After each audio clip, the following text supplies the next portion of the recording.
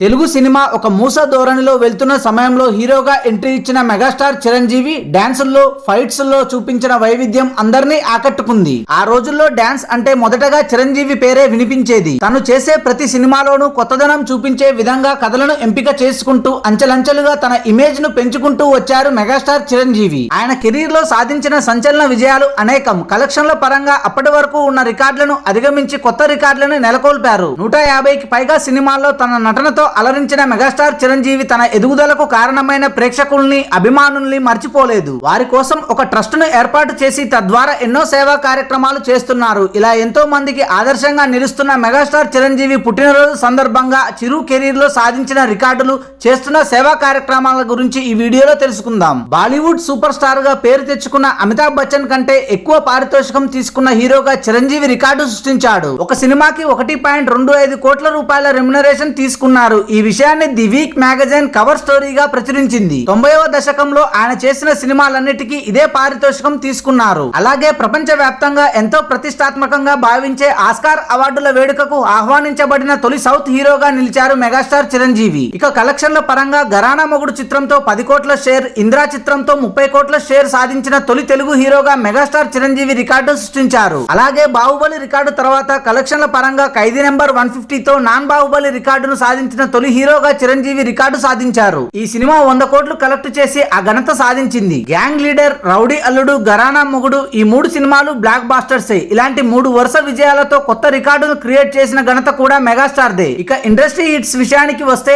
5 industry hits సాధించిన ఏకైక Tollywood hero Chiranjeevi. ఈ రికార్డు ఇప్పటికీ మెగాస్టార్ పేరు మీదే ఉంది. దాన్ని ఇప్పటి వరకు ఎవరూ బ్రేక్ చేయలేకపోయారు. పారితోషికం విషయంలో అమితాబ్ ని క్రాస్ చేయడమే కాదు, ఆ తర్వాతి రోజుల్లో అమీర్ ఖాన్ ను కూడా మించిపోయారు. లగాన్ చిత్రానికి గాను అమీర్ ఖాన్ 6 కోట్లు తీసుకుంటే దాన్ని అధిగమించి చిరంజీవి 7 కోట్లు అందుకున్నారు. అంతేకాదు టాలీవుడ్ హీరోల్లో ఎక్కువ ఫిల్మ్ఫేర్ అవార్డులు అందుకున్న హీరో కూడా చిరంజీవే. ఆయన కెరీర్ లో 7 ఫిల్మ్ఫేర్ అవార్డులను సాధించారు. Thanks for watching this video. For more interesting videos please do subscribe.